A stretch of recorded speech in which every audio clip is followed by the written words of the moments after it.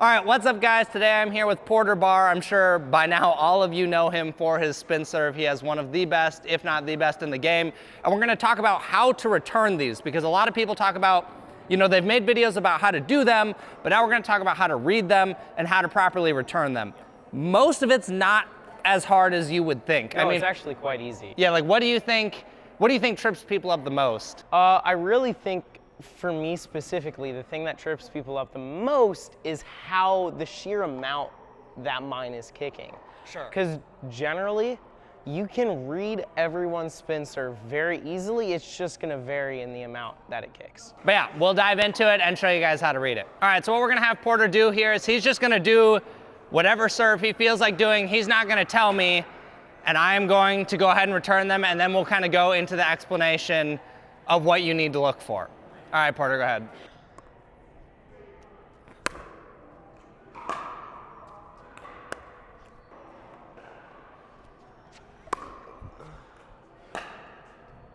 Nice. All right, so what we're gonna do now that you've seen some of these returns, you're seeing I'm not even having to move that much. Like, once you see how he's gonna set up, you don't have to go very far. If you're completely guessing, you're gonna have a horrible time. If you're standing here thinking the ball is gonna go here and it goes over there, you're screwed.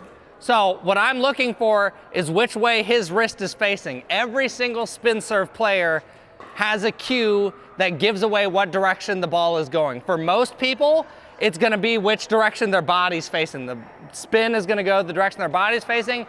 In Porter's case, he's a lot better at hiding it, so you have to look very specifically at his wrist.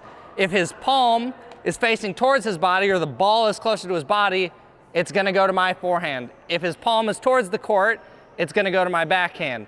So go ahead and line up, but don't hit it right away. All right, so like right here, Porter's palm is facing towards his body. So I already know as he's lining up, it's going over here. So what I would do as soon as I see that is scoot over a little bit,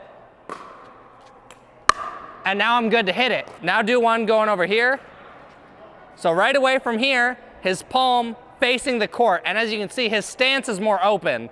Normally you'll see the arm go across or the arm is out. So in his case, arm is more out and I know it's going over here. So if I don't want this to get into the fence before I can get it, I'm gonna stand right on this line and it goes right into my forehand, and now I have no problem returning it. But now, if he does that same thing and I don't know what direction it's going and I stand on this center line,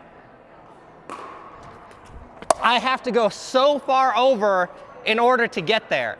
And a big thing that really trips people up, Porter, I'm gonna have you have it kick to my backhand, but serve it like it's going to this corner. So this is a big one that trips people up.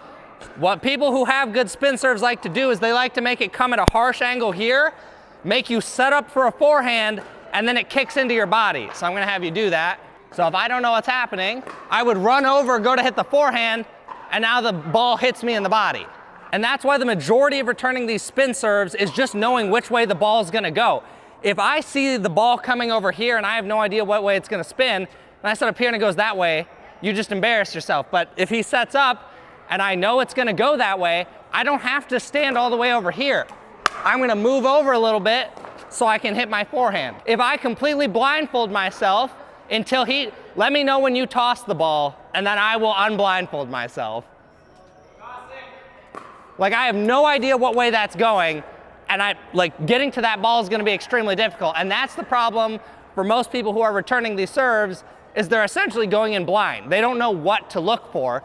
But now, if Porter does that again, and I'm able to see, I know it's going this way. So I'm gonna move over, boom, hit a forehand. And a big thing for people is if you haven't had to deal with these spin serves yet, you're probably not gonna be able to drive the ball. What I tell a lot of people is you either wanna slice it or just block it. So feed me one. And just get in. Like, don't lob the ball back, just get a decent return in and get up to the line. What I see a lot of people do when they try and drive it, what a lot of people do is they try and drive it and they just go right in the ground. Like, you're not used to the ball kicking this hard, so you need to just start getting used to bumping that ball back and getting it in play. All right, so for this next one, and what trips people up a lot is they look at the paddle way too much. You should almost entirely ignore the paddle except for a few small instances. The paddle is either deception or it's adding more spin to the ball. And what people like Porter can do is they can spin it one way, slice the other way, and the ball will still kick in the direction he spun it. And what trips people up is they're looking at the paddle too much. So Porter's gonna slice the ball one way, but it's gonna kick the other way. So right now I know it's going here. He slices it so people think it's going here, and then the ball goes over there. So I see the ball's going this way. I'm gonna ignore his paddle. He slices it, I can come up and hit it in. And then Porter hits it out because he's really good. So the only things you really need to worry about are which way the ball is gonna go, and the only time looking at the paddle is really important is whether they drive the ball and they're trying to put a lot of pace on it and make it kick at the last second, or if they're slicing the ball. If he slices the ball in the same direction, it's gonna kick a lot harder. Those are the ones that often end up in the fence. All right, so now what we're gonna demo is if someone spins the ball in one direction and slices it that same way as well. When they slice it in the same direction, it's obviously gonna add a lot more kick to it than if they just drive the ball. And these are the ones that you need to be worried about where they're gonna hit the fence. You've probably seen plenty of serves online. The ball lands about here and goes right into the fence before people can even hit it. I see a lot of people saying that's impossible to return. There's no way to get that ball. That is only the case when you are not prepared for where that ball is gonna go or how hard it's gonna kick.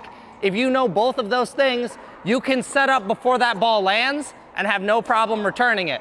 So in this case, Porter's gonna spin it towards this fence and slice the ball. So if I see him like this, I already know that I should be closer to this line because it's gonna go here. So if I wanna hit a forehand, I'm gonna have to go here. And if I don't want it to go on the fence, I should be close here as well.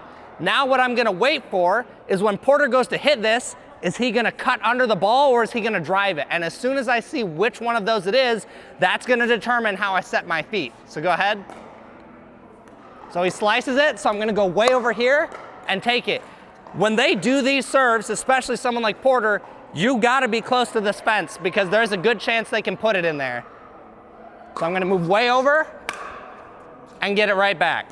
So now if I'm all the way over here and he does that same thing, watch how much harder this is to get.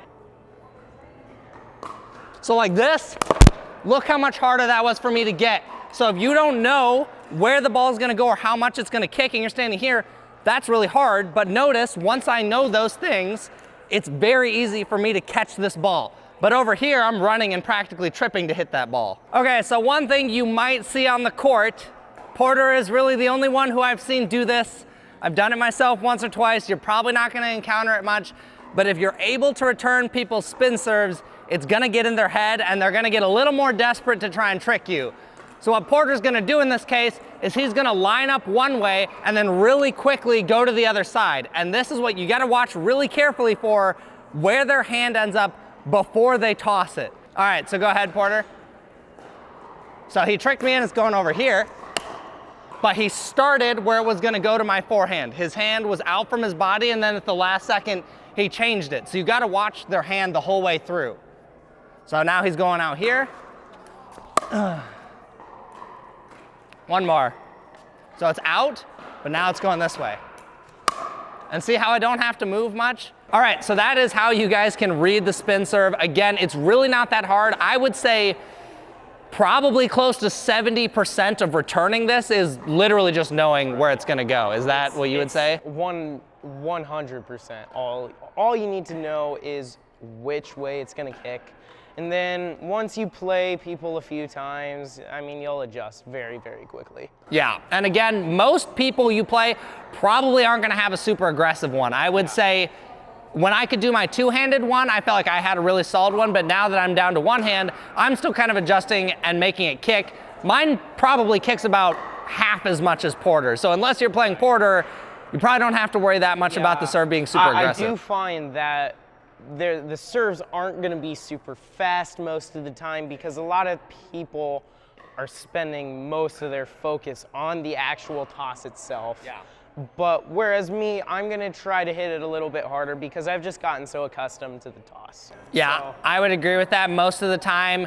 I think as you play certain people more, you can start to get a little more aggressive because you know exactly what's going to happen with their serve. But if you're in a tournament, it's your first game with them, you just want to, get them about halfway through the court and just block or slice back. You don't have to drive them. And then as you get more comfortable, you can start driving them. But I really do think people try and do too much with their returns initially as they're learning to play someone. Yep. I think for me, the biggest thing is just looking at which way their hand's gonna go. That's gonna tell you everything.